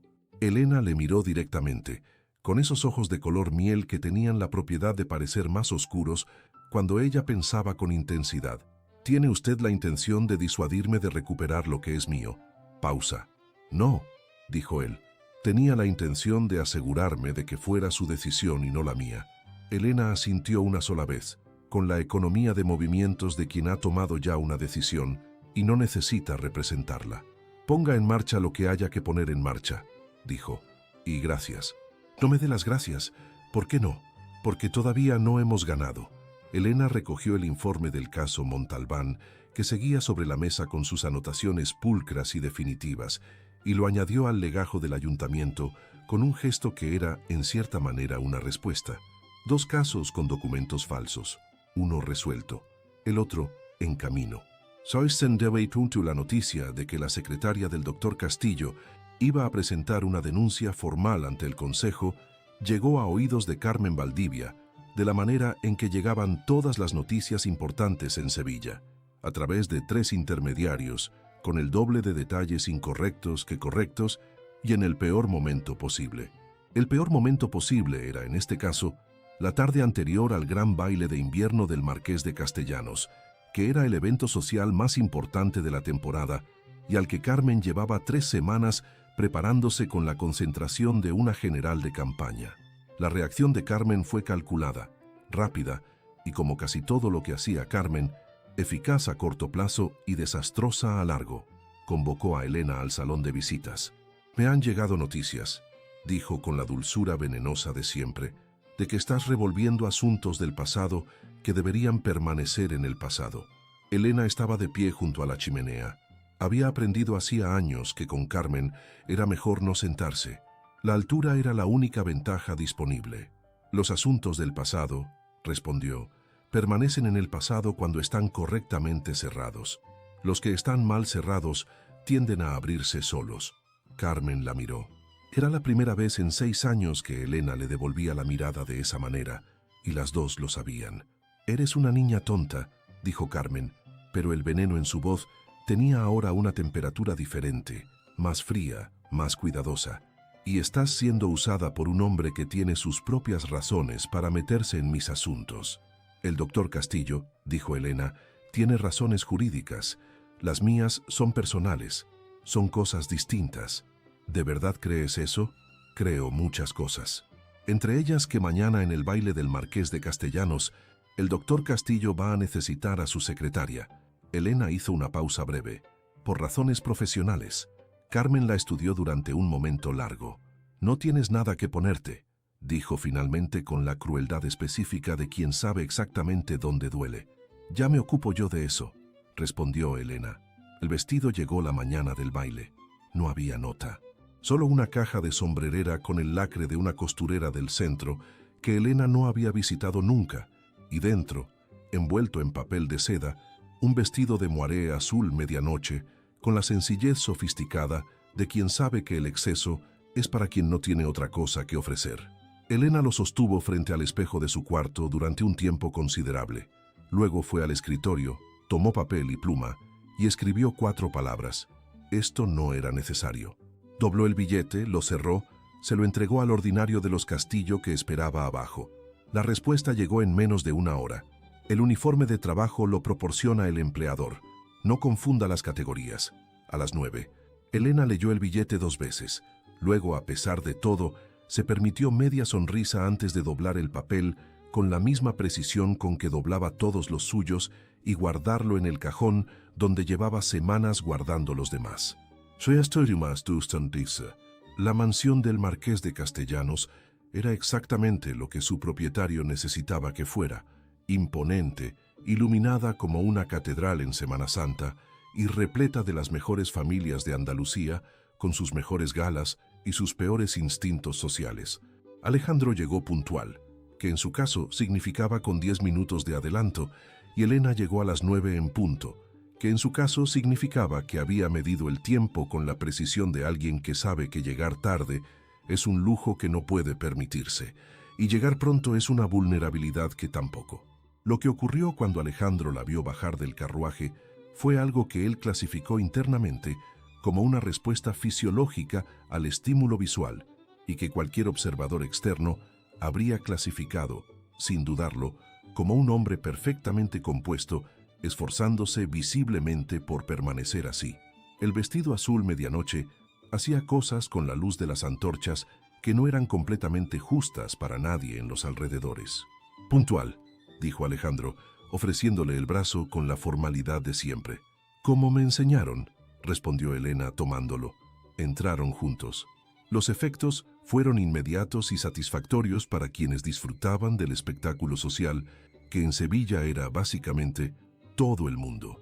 El murmullo que recorrió el salón principal, cuando el mayordomo anunció al doctor Castillo y su acompañante, fue de la variedad específica que acompaña a los acontecimientos que la gente llevaba semanas esperando, sin saber que los esperaba. Elena sintió el peso de cada mirada con la claridad de quien ha pasado 6 años siendo invisible y de repente descubre que la invisibilidad tenía también sus ventajas. Pero Alejandro tenía la mano de ella sobre su brazo con una firmeza que no era fortuita, y eso, descubrió Elena, cambiaba considerablemente la ecuación. Los primeros en acercarse fueron los bien intencionados. El marqués, que era un hombre genuinamente cordial, y su esposa, que tenía el don poco común de hacer que cada persona con quien hablaba sintiera que era la más interesante de la habitación. «Doctor Castillo, qué alegría». Y luego, con una sonrisa que incluía a Elena sin condescendencia, ¿nos presenta a su acompañante? «Elena de Mendoza», dijo Alejandro, con el tono de quien presenta algo de valor. «La mejor jurista que conozco que todavía no tiene el título para demostrarlo». La marquesa rió. Elena sintió algo cálido y peligroso expandirse en su pecho. Los segundos en acercarse fueron los que no lo eran tanto. Carmen Valdivia apareció con Daniela a su lado, como si hubiera estado esperando exactamente este momento, que era porque lo había estado esperando exactamente. «Doctor Castillo», dijo Carmen con la sonrisa de las grandes ocasiones, esa que llegaba a todos los músculos correctos y a ninguno de los que importaban. «Y Elena, qué sorpresa tan inesperada». «Buenas noches, condesa», dijo Alejandro. «¿Ha venido con Elena?» La pausa antes del posesivo fue microscópica, pero Elena la oyó con una claridad que le resultó dolorosa, incluso después de 6 años. «La señorita Mendoza me acompaña esta noche, efectivamente». Carmen dejó que sus ojos recorrieran a Elena de arriba a abajo con la lentitud calculada de quien quiere que el escrutinio sea visible. «¡Qué vestido tan bonito!», dijo. «No recordaba que tuvieras algo así». «Hay muchas cosas de Elena que usted no recuerda», dijo Alejandro, con una amabilidad tan perfectamente calibrada que el insulto tardó un segundo en llegar. «Porque llevan 6 años sin ser relevantes en su casa. Eso está a punto de cambiar». El silencio que siguió fue de la variedad que precede a las tormentas. Carmen lo miró, y en sus ojos, por primera vez en 6 años, Elena vio algo que no había visto nunca: incertidumbre. «No sé a qué se refiere, doctor. Se lo explico con mucho gusto». La voz de Alejandro no se alzó ni un tono, que era precisamente lo que la hacía más amenazante. El notario Rodrigo Fuentes ha presentado esta semana ante el Consejo de Castilla una solicitud de revisión del testamento de don Antonio de Mendoza, basada en irregularidades documentales que incluyen, entre otras cosas, una firma fechada 3 días después de la muerte del firmante. Carmen no cambió de expresión, pero su abanico, que había estado moviéndose con el ritmo pausado de las personas que controlan su nerviosismo, se detuvo. «Eso es una acusación muy grave», dijo. «Es una observación jurídica», respondió Alejandro. «Las acusaciones, si las hay, vendrán después del proceso». Hizo una pausa breve. Naturalmente, si hubiera algo que corregir voluntariamente antes de que el Consejo emita su primera resolución, los tribunales suelen considerar favorablemente la colaboración espontánea. Era una advertencia, formulada con toda la elegancia de un hombre que conocía exactamente el peso de cada palabra que usaba. Daniela, que había seguido el intercambio con los ojos muy abiertos y la copa de manzanilla paralizada a medio camino de sus labios, soltó de pronto: «Mamá, yo...» «Daniela», cortó Carmen sin apartar los ojos de Alejandro. Silencio. «Esta conversación», dijo Carmen finalmente, con una voz que había perdido 3 grados de temperatura, «continuará en otro momento». «Cuando usted quiera», dijo Alejandro. «Buenas noches, condesa». Carmen se retiró con Daniela. El corrillo de curiosos que había presenciado el intercambio, porque en los bailes del Marqués de Castellanos siempre había curiosos, era parte del servicio, empezó a desintegrarse con la lentitud de quien no quiere perderse el remate. Elena necesitó un momento, solo uno. Luego tomó aire, y cuando lo soltó, era como si hubiera estado conteniéndolo desde hacía 6 años. «¿Estás bien?», preguntó Alejandro en voz baja para ella sola. «Estoy». Elena lo miró. «No deberías haberlo hecho aquí. Esta noche, en público, era el momento adecuado». Alejandro la guió suavemente hacia la terraza exterior, donde el aire de noviembre tenía la bienvenida frialdad de las cosas que aclaran la cabeza. Carmen Valdivia opera con la impunidad de quien cree que nadie la está mirando. Necesitaba saber que alguien la mira. La terraza estaba semivacía. Abajo, el jardín de los Castellanos caía en escalones hacia una fuente que sonaba en la oscuridad como agua que no tiene prisa. «¿Por qué?», preguntó Elena, y era la misma pregunta que le había hecho semanas antes en el despacho, pero esta vez tenía un peso diferente. «Ya lo sabe. Quiero escucharlo». Alejandro la miró. En la penumbra de la terraza, con las velas del salón proyectando su luz por los ventanales abiertos, su expresión tenía algo que Elena no había visto nunca en él: la ausencia del control habitual. No mucho, apenas una grieta, pero suficiente.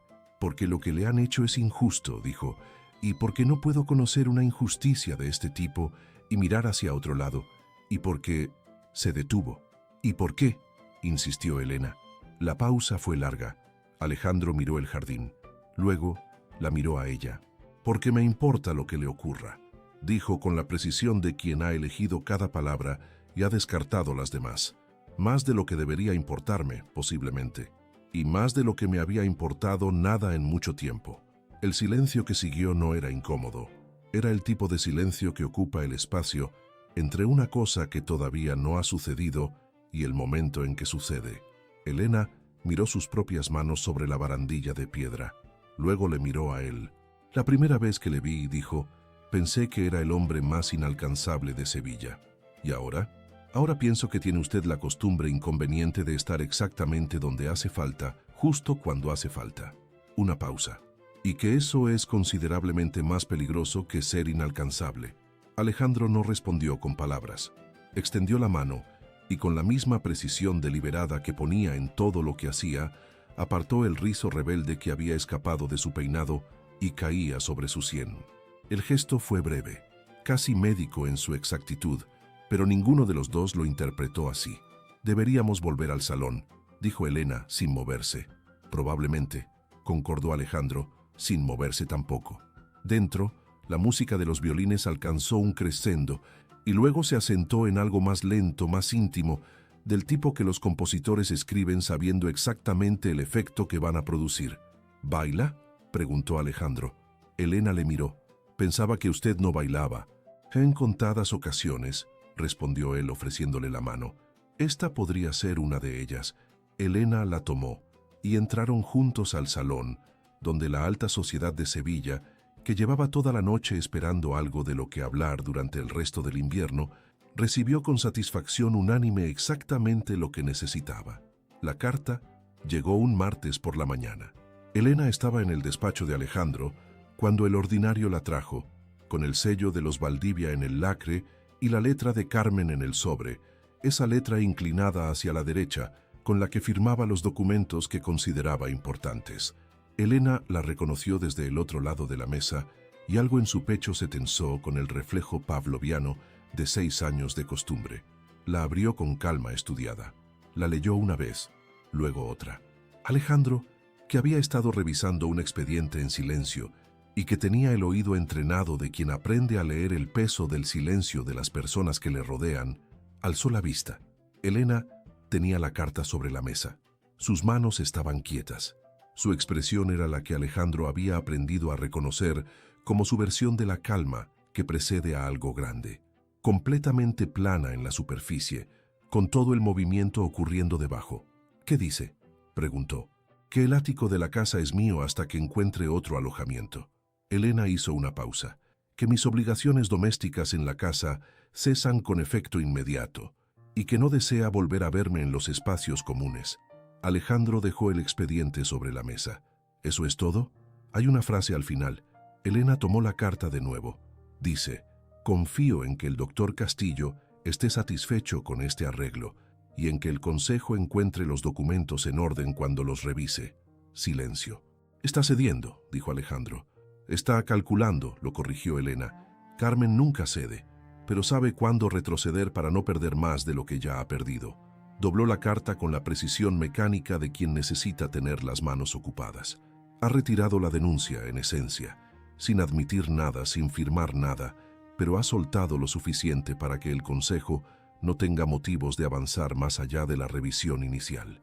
Es una victoria, es un principio. Elena alzó los ojos hacia él. El testamento anterior de mi padre sigue siendo el único que me da acceso a la herencia real. Eso va a requerir el proceso completo. Lo sé, y lo tendremos. Rodrigo ya ha presentado la solicitud formal. Alejandro se incorporó y rodeó el escritorio con los pasos lentos de quien mide la distancia. Pero esto hoy es que durante 6 años le han dicho que no tenía nada, y resulta que tenía razón. Eso importa. Elena le miró, y en sus ojos había algo que Alejandro nunca había visto allí en toda la extensión de su conocimiento, que llevaba ya 2 meses, y que incluía las madrugadas sobre documentos difíciles, los silencios compartidos, los debates que se extendían más allá de lo profesionalmente necesario. Había alivio, del tipo que solo existe cuando algo que ha pesado demasiado tiempo deja de pesar, aunque sea un poco. «Mi padre tenía razón», dijo Elena, con una voz que era más pequeña de lo habitual. Siempre me dijo que la ley era la única arma que los débiles tenían contra los poderosos, que había que aprender a usarla. Y la ha aprendido, dijo Alejandro. Mejor que nadie. Elena bajó la mirada hacia la carta doblada en sus manos. Cuando la volvió a alzar, había algo húmedo en el borde de sus pestañas que ella parpadeó para eliminar antes de que llegara más lejos. No lloro, dijo con una firmeza que era en sí misma una prueba de que estaba a punto de hacerlo. Ya lo sé, respondió Alejandro, y su voz tenía una textura diferente a la habitual, más baja, más sin defensas. Es solo que... no tiene que explicarlo. Es que durante 6 años, continuó ella, como si no le hubiera oído, como si necesitara decirlo de todas formas, me dije que algún día sería distinto, que si me mantenía en pie suficiente tiempo, si aprendía suficiente, si esperaba suficiente. Y hoy es ese día, o el principio de ese día, y resulta que no sé muy bien qué hacer con ello. Alejandro no respondió durante un momento. Luego hizo algo que no había hecho nunca en 2 meses de trabajo compartido. Cruzó el espacio que quedaba entre ellos y puso una mano sobre la suya, sobre la carta doblada, sobre los dedos que todavía temblaban ligeramente, con el esfuerzo de no temblar. El contacto duró lo que duran los instantes que importan, demasiado para ser accidental y demasiado poco para ser todo lo que era. Esta noche, dijo Alejandro, cuando termine la jornada hay algo que quiero mostrarle. No es trabajo. Elena le miró la mano sobre la suya. Luego le miró a él. ¿Qué es? Una respuesta, dijo, a algo que ninguno de los dos ha dicho todavía en voz alta. La ciudad se había vaciado de luz para cuando terminaron en el despacho. Noviembre en Sevilla tiene una oscuridad temprana y generosa que cae sobre las calles con la suavidad de algo que no tiene prisa. Alejandro la llevó no al salón principal de la casa, sino a la sala de música del piso superior, que Elena no había visto nunca, porque era la única habitación del palacete que no formaba parte del espacio de trabajo. Una habitación más pequeña, más cálida, con las paredes forradas de libros y un clavicordio en una esquina y 2 sillones junto a la chimenea que tenían el aspecto inequívoco de los muebles que alguien usa de verdad. Había también una guitarra apoyada en la pared. Elena la miró. ¿Toca?, preguntó. Mi madre me enseñó. Alejandro avivó la chimenea con la costumbre de quien lo ha hecho 1000 veces. Decía que un hombre necesitaba algo de belleza en su vida además del trabajo. Era sabia, era práctica. Se volvió hacia ella. La belleza y la practicidad no son incompatibles. Elena se sentó en uno de los sillones con la comodidad ligeramente forzada de quien está aprendiendo a estar cómoda en un lugar nuevo. Alejandro tomó la guitarra y tocó. No era una melodía conocida. Era algo que sonaba como si lo estuviera componiendo a medida, despacio, siguiendo algún hilo interior que Elena no podía ver, pero que podía escuchar. Algo melancólico al principio, que se iba abriendo hacia algo más amplio. Cuando terminó, el silencio tenía una calidad diferente a la del despacho, más suave. Es hermoso, dijo Elena. Lo aprendí después de que Inés muriera. Lo dijo sin la herida que Elena habría esperado, con la serenidad de quien ha procesado una pérdida hasta convertirla en parte del paisaje. Los primeros meses no podía trabajar, así que tocaba. Era lo único que no requería pensar. ¿La quería mucho? Sí. Dejó la guitarra en su sitio con cuidado. Y hay personas que creen que eso significa que no puedo volver a querer, y personas que creen que significa que ya lo sé hacer. Hizo una pausa. Yo pertenezco al segundo grupo. Elena le miró desde el sillón. La luz de la chimenea le hacía cosas al ángulo de su mandíbula, a la plata de sus sienes. Hacía que pareciera, por primera vez desde que le conocía, completamente humano. ¿Por qué me ha traído aquí?, preguntó.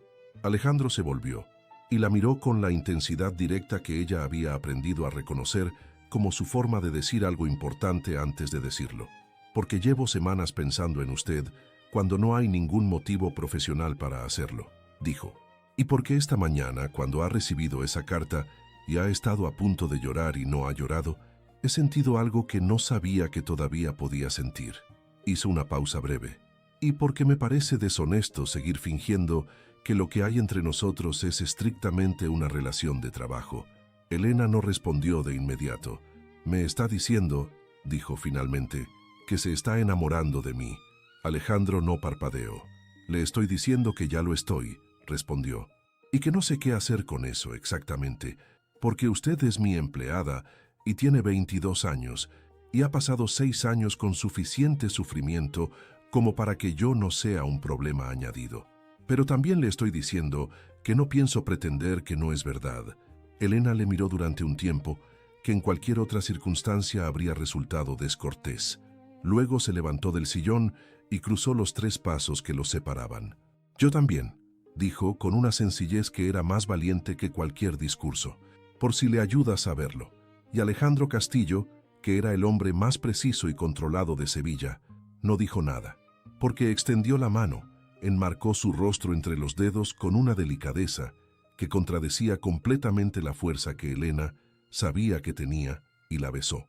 Más en Saparissa, el primer beso fue exactamente lo que Elena había intuido que sería sin saberlo, preciso, deliberado y completamente irresistible. No había en él la vacilación de los besos que se piden permiso ni la precipitación de los que no pueden esperar. Era el beso de un hombre que ha tomado una decisión y la ejecuta con la misma atención que pone en todo lo que hace, y que al mismo tiempo, en algún punto entre el inicio y lo que vino después, olvidó completamente que había tomado ninguna decisión y simplemente se quedó.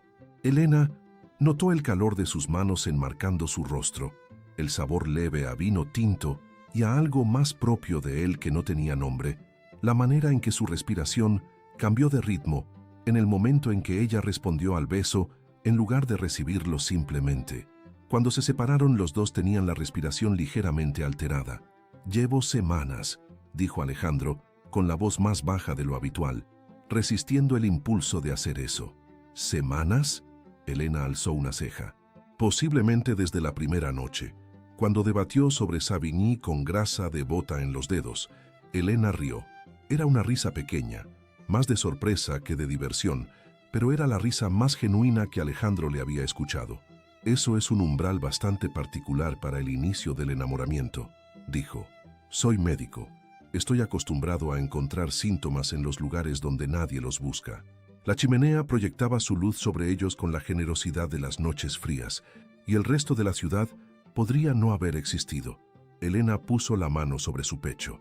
Sintió el latido debajo del tejido de su camisa, firme y acelerado a un tiempo. «Alejandro», dijo. «Elena, si seguimos aquí, junto a esta chimenea, con esta guitarra y esta conversación, voy a tomar decisiones de las que ninguno de los dos debería arrepentirse, pero que mañana van a requerir una cantidad considerable de racionalización». Alejandro la miró. En sus ojos grises había exactamente lo que Elena esperaba encontrar. La misma ecuación que ella estaba resolviendo, con los mismos términos y el mismo resultado. «Eso», dijo él, «es la descripción más jurídicamente precisa de una situación doméstica que he escuchado en mi vida. Soy estudiante de Derecho, futura abogada». Y en la manera en que lo dijo, sin condescendencia, sin ironía, con la certeza lisa de quien enumera un hecho establecido, algo en Elena terminó de ceder. La distancia entre ellos, que ya era escasa, desapareció cuando ella alzó la vista hacia él y él bajó la suya hacia ella, y lo que siguió no fue exactamente una decisión, sino la consecuencia natural de todas las decisiones previas, de 2 meses de silencios cargados y debates que duraban más de lo necesario, y manos que rozaban las mismas páginas y miradas que se sostenían un segundo más de lo prudente.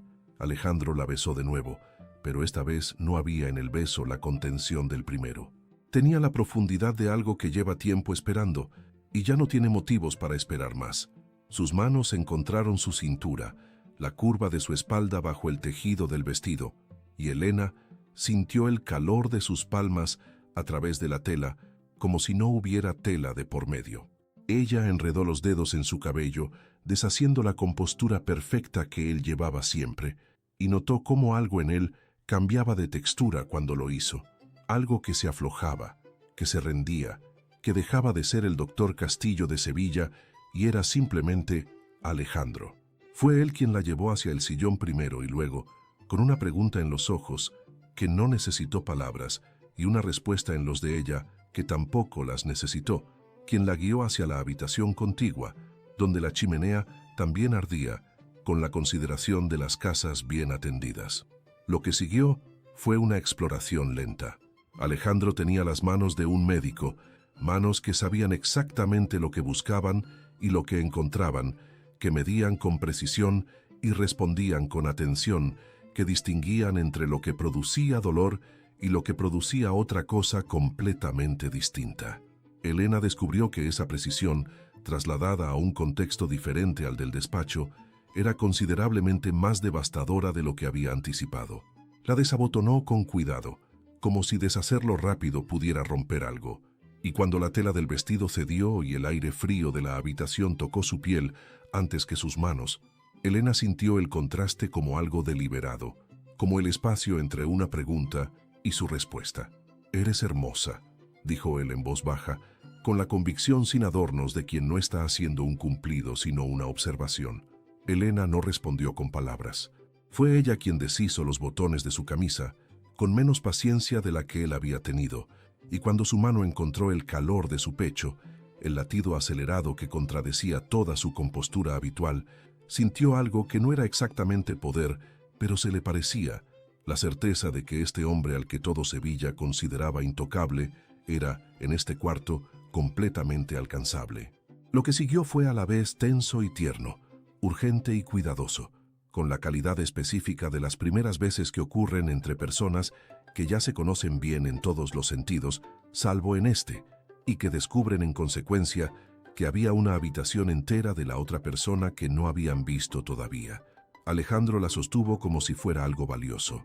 Elena se permitió, por primera vez en 6 años, no tener que sostenerse sola.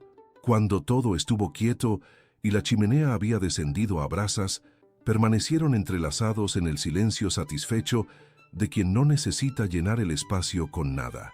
«¿Qué somos ahora?», preguntó Elena, trazando sin pensarlo una línea sobre su pecho.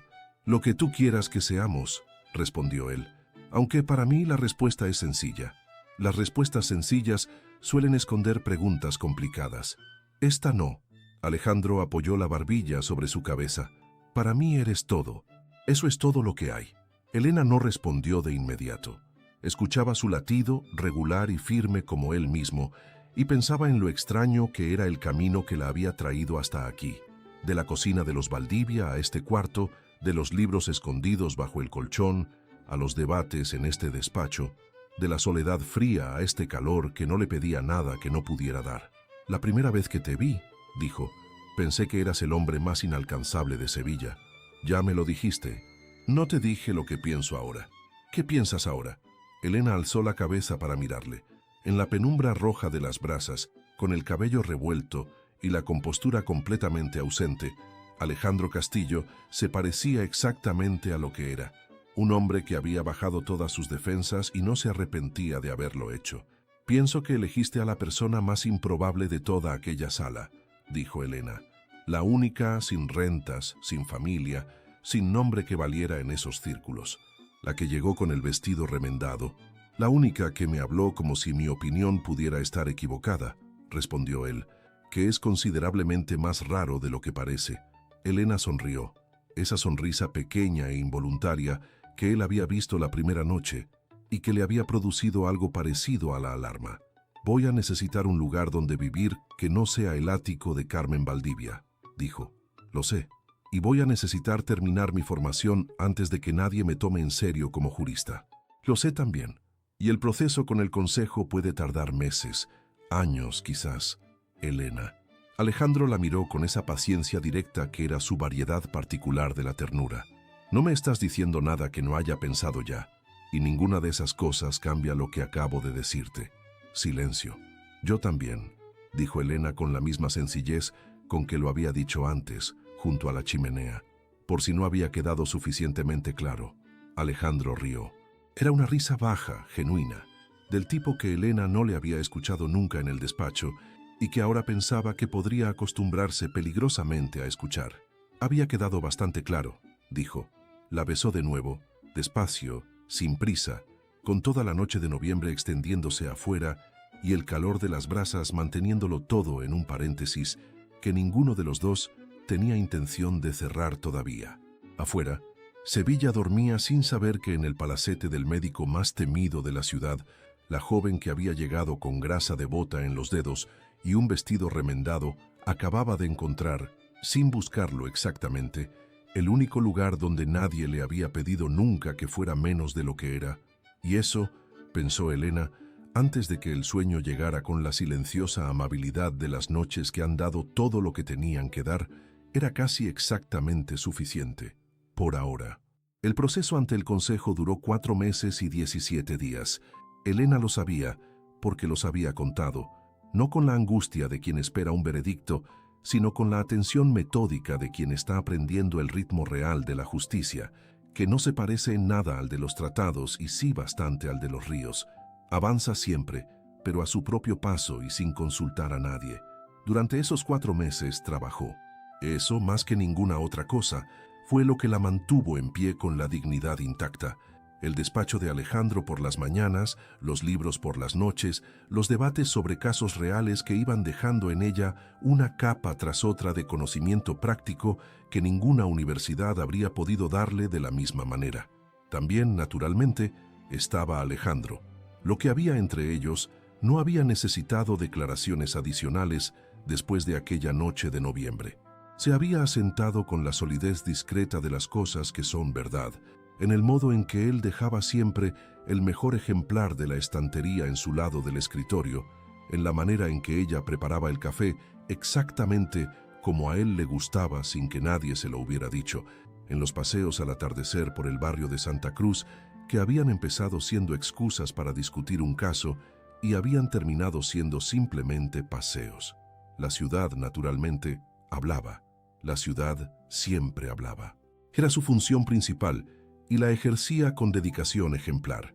Pero las habladurías tienen una vida útil que depende directamente del combustible que reciben, y Elena y Alejandro les daban tan poco que para marzo la novedad había perdido su brillo y el interés general había migrado hacia el escándalo de los Peralta, que era considerablemente más escandaloso y mucho más generoso en detalles. La resolución del Consejo llegó un miércoles de marzo, con el frío tardío que a veces se cuela en Sevilla cuando ya nadie lo espera. Rodrigo la trajo en persona al despacho, con la expresión de un hombre que lleva buenas noticias y ha caminado más deprisa de lo habitual. El Consejo ha aceptado el testamento anterior como documento válido, dijo, colocando el pliego sobre la mesa con una satisfacción que no intentó disimular. El testamento presentado por Carmen Valdivia queda anulado por irregularidades de forma y fondo. La herencia de Antonio de Mendoza corresponde en su totalidad a Elena de Mendoza. El silencio que siguió no era de los grandes, era de los pequeños, que son los que importan. Elena tenía los ojos en el documento. Alejandro la observaba a ella con la atención de siempre, esa manera de mirar que catalogaba los síntomas sin intervenir antes de tiempo. ¿La casa?, preguntó Elena finalmente.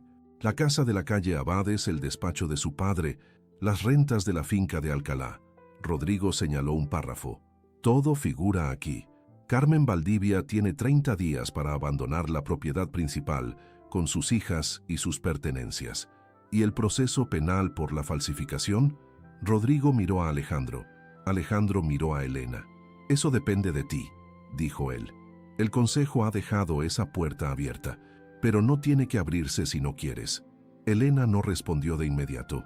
Se levantó, fue hacia la ventana. Miró la calle adoquinada y los naranjos del jardín interior, con la expresión de quien está sumando algo que no son números. Mi padre, dijo, cuando ganaba un caso difícil, solía decir que la victoria justa era la que dejaba a ambas partes con suficiente para seguir adelante, que destruir al contrario por el placer de destruirle era lo que los malos abogados hacían cuando no podían ganar con el argumento. Era un hombre sabio, dijo Rodrigo. Era un hombre práctico. Elena se volvió. No voy a presentar cargos penales. Lo que quiero es lo mío. Ya lo tengo. Hizo una pausa. Que Carmen Valdivia viva con lo que ha hecho es suficiente castigo para cualquiera. Rodrigo asintió. Recogió los documentos y se retiró con la discreción de quien sabe cuándo sobra. Alejandro no se movió de donde estaba. Elena siguió junto a la ventana un momento más. Luego se volvió hacia él con una expresión que él no supo clasificar del todo. No era alegría exactamente, ni alivio exactamente, ni tristeza exactamente. Era las tres cosas juntas en proporciones que no tenían nombre propio. 6 años, dijo. 6 años, confirmó él. Y ahora tengo una casa que no he pisado desde que tenía 16 años, y un despacho lleno de los libros de mi padre, y unas rentas que no sé todavía cómo administrar. Eso último tiene solución sencilla, dijo Alejandro. ¿Cuál? Rodrigo es el mejor administrador de propiedades de Sevilla. Es lo que hace cuando no está presentando documentos ante el consejo en nombre de juristas aficionadas. Elena le miró. La comisura de su boca se movió. Aficionada, repitió. Por ahora. Alejandro se levantó y cruzó el despacho hacia ella. En 2 años, con el ritmo al que avanza, será la abogada más temida de Andalucía. Tengo referencias de primera mano. Elena alzó una ceja. ¿Ha debatido con muchas abogadas? Con ninguna. Se detuvo frente a ella. Pero conozco la diferencia entre alguien que estudia el derecho y alguien que lo comprende. Usted lo comprende. Su padre se lo enseñó bien. Elena miró sus manos, las de ella, que ya no temblaban, las de él, que siempre habían sido firmes. Gracias, dijo. Ya sabe que no me lo agradezca. Esta vez sí. Le miró directamente. No por el proceso, por creerme desde el principio. Hay una diferencia. Alejandro no respondió con palabras, pero la manera en que la miró era suficientemente elocuente para alguien que llevaba meses aprendiendo su idioma particular. La visita a Carmen Valdivia ocurrió 3 días después, en la casa de la calle Abades, que volvía a ser de Elena. Elena fue sola. Había insistido en eso con una firmeza que Alejandro había respetado después de un momento de resistencia. Carmen la recibió en el salón que Elena recordaba de la infancia, con los muebles de siempre y un orden que parecía más defensivo que natural. Estaba pálida y compuesta, que era su versión del miedo. «Has venido a regodearte», dijo. «He venido a darte los 30 días que establece la resolución». Elena se quedó de pie. «Y a decirte que Daniela y Sofía pueden quedarse hasta que encuentren acomodo si lo necesitan. Siempre que lo necesiten, no indefinidamente». Carmen la miró durante un tiempo largo. «¿Por qué?» «Porque mi padre las quería». Elena hizo una pausa breve. «Y porque tengo suficiente con lo mío. No necesito más». Carmen no dijo nada. Pero cuando Elena se fue, ya en la calle, con el peso de la resolución en el bolsillo y el aire frío de marzo en la cara, sintió algo que no había anticipado. No triunfo, sino algo más parecido al final de una tensión que ha durado tanto tiempo que ya se había vuelto parte del paisaje. Ligera. Eso era lo que sentía. Sorprendentemente ligera. Abril llegó a Sevilla con la generosidad con que llegaba siempre. De golpe, con azahar y luz, y esa temperatura exacta que hace que la ciudad parezca hecha a propósito para estar en ella. Elena había pasado el mes de marzo entre 2 mundos, el despacho de Alejandro por las mañanas y la casa de la calle Abades por las tardes, aprendiendo sus propios pasillos de nuevo, abriendo ventanas, devolviendo los libros de su padre a los estantes donde habían estado siempre. Era un proceso extraño y no siempre fácil, pero tenía la calidad reparadora de las cosas que se hacen despacio.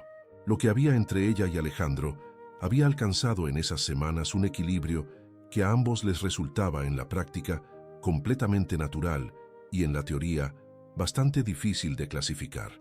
No lo habían clasificado. Esa era tácitamente su política. Hasta que un martes de abril Alejandro cometió el único error de cálculo que Elena le había visto cometer desde que le conocía. Tácitumamisimus. El error comenzó a las 3 de la tarde, cuando Elena llegó al despacho y encontró a Alejandro frente a su escritorio con un papel en la mano y la expresión de quien lleva un rato mirando algo que no sabe cómo presentar. «¿Qué es eso?», preguntó Elena dejando su capa en la silla. «Una carta del decano de la Facultad de Medicina de Madrid». Alejandro dejó el papel sobre la mesa. «Me ofrecen la cátedra principal de Medicina Legal, con residencia en la capital». Elena se quedó quieta. «¿Cuándo?» «El nombramiento sería en septiembre». Silencio. «Entiendo», dijo Elena, y su voz era completamente plana, que era su versión del desconcierto cuando no quería que se notara. «Elena, es una oportunidad extraordinaria. La cátedra de Madrid es... Elena, no tienes ninguna obligación de... Elena». Alejandro se levantó, rodeó el escritorio y se plantó frente a ella con la paciencia de quien va a decir algo y no tiene intención de no decirlo. Lo he rechazado. Pausa. ¿Qué? Lo he rechazado esta mañana. Le he enviado la respuesta al decano antes de que llegaras. Elena le miró. ¿Por qué? Porque mis pacientes están aquí. Mi trabajo real está aquí. Una pausa breve. Y porque tú estás aquí. Y resulta que eso pesa más que cualquier cátedra. Elena cruzó los brazos. Era su gesto de cuando procesaba algo que no había anticipado. No puedes tomar esa decisión por mí. No la he tomado por ti. La he tomado por mí. Alejandro la miró con esa directness que era su característica más irritante y más honesta a la vez. Aunque si quieres ser precisa, la he tomado pensando en los dos, que es diferente. Podría haber ido contigo, dijo Elena, y lo dijo antes de haber decidido decirlo. Alejandro la miró. ¿Habrías ido? Elena abrió la boca. La cerró. La casa de la calle Abades acaba de volver a ser mía, dijo finalmente. Los libros de mi padre están en sus estantes, y hay un proceso ante el Colegio de Abogados que requiere presencia en Sevilla. Todo eso es verdad. Alejandro no se movió. ¿Y? Y no lo sé. No lo sé porque no me lo preguntaste antes de rechazarla. Silencio. Alejandro, que raramente tenía el aspecto de alguien que acaba de darse cuenta de algo, lo tenía en ese momento. Tienes razón, dijo. Lo sé. Debería haberte consultado antes de... Sí, ha sido un error de procedimiento. Ha sido un error simplemente. Elena le miró. Aunque el resultado no me disgusta. Una pausa. ¿No te disgusta? Repitió él, con algo que en otro hombre habría sido alivio, y en él era una variante más controlada de lo mismo. Que estés aquí. Elena descruzó los brazos. No me disgusta. Alejandro exhaló. Bien, dijo. Porque hay algo que llevo semanas queriendo preguntarte y que he estado posponiendo con argumentos que ahora mismo me parecen bastante poco convincentes. Elena le miró. Algo en su tono había cambiado de textura. ¿Qué argumentos? Que eres mi empleada, aunque eso tiene fácil solución. Que el proceso con el consejo no estaba resuelto, aunque ya lo está. Que necesitabas tiempo para recuperar lo tuyo, aunque lo tienes. Alejandro fue hacia el escritorio, abrió el cajón superior y sacó algo que Elena no había visto nunca entre sus papeles, y que no encontraba el momento adecuado, que es el argumento más débil de todos, porque el momento adecuado es cuando las cosas son verdad y llevan tiempo siéndolo.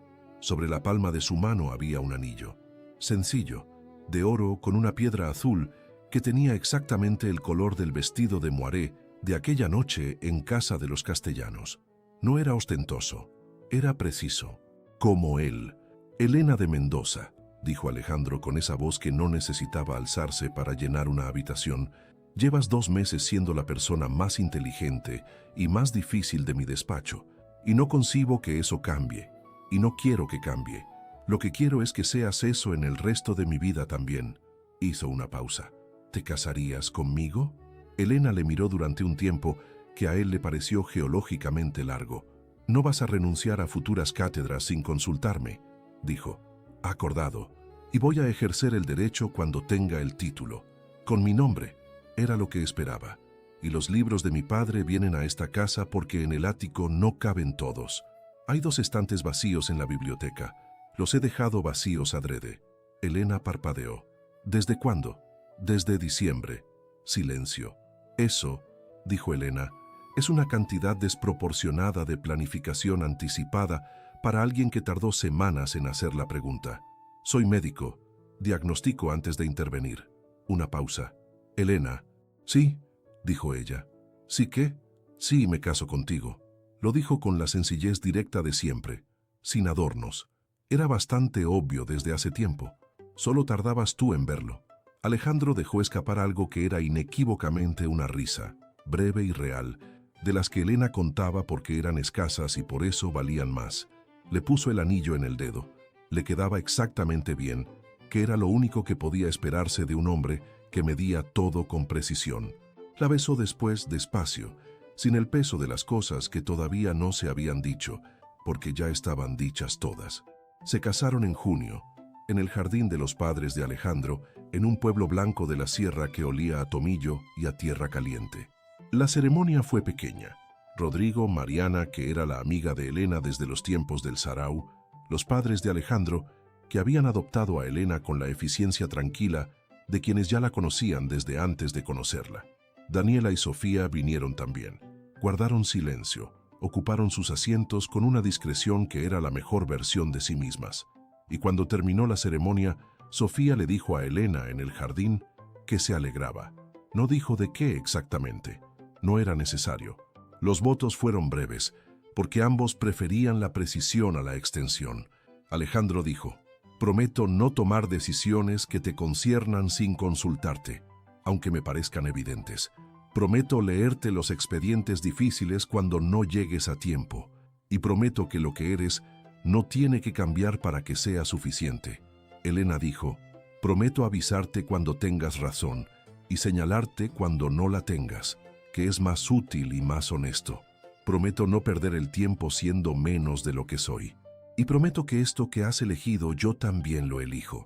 El juez los declaró marido y mujer bajo un ciprés antiguo, con la sierra al fondo y el cielo de junio encima. Y cuando Alejandro la besó, fue con la misma precisión deliberada del primero, que era su manera de decir que seguía siendo una decisión, no un hábito. Esa noche, en la casa de Sevilla, Elena estaba en la biblioteca mirando los dos estantes que Alejandro había dejado vacíos desde diciembre. Él llegó detrás de ella, le puso las manos en los hombros y miró los mismos estantes. «Mañana traemos los libros de tu padre», dijo. «Mañana», confirmó Elena. Silencio, del tipo que ya no necesita llenarse con nada. «¿Sabes qué es lo más extraño de todo esto?», dijo Elena. «¿Qué? Que hace un año yo planchaba los vestidos de Daniela Valdivia». Hizo una pausa. «Y resulta que todo ese tiempo, lo único que hacía falta era que alguien mirara en la dirección correcta». Alejandro la giró hacia él. «Tú ya mirabas en la dirección correcta», dijo. «Solo necesitabas a alguien que te quitara las manos de encima para que pudieras avanzar». Elena le miró con esa expresión suya, entre el análisis y el afecto, que él había aprendido a reconocer como su versión más auténtica de las dos cosas. «Eso», dijo, «es lo más romántico que me has dicho nunca». «Que bajo el listón», respondió él completamente serio. Y Elena rió, con esa risa genuina y escasa que valía exactamente lo que costaba, mientras afuera Sevilla se asentaba en el calor blando de la noche de junio, sin saber ni importarle que en una biblioteca de la calle Sierpes, entre dos estantes vacíos, el hombre más preciso de la ciudad había encontrado por fin algo que no tenía intención de diagnosticar, solo de quedarse.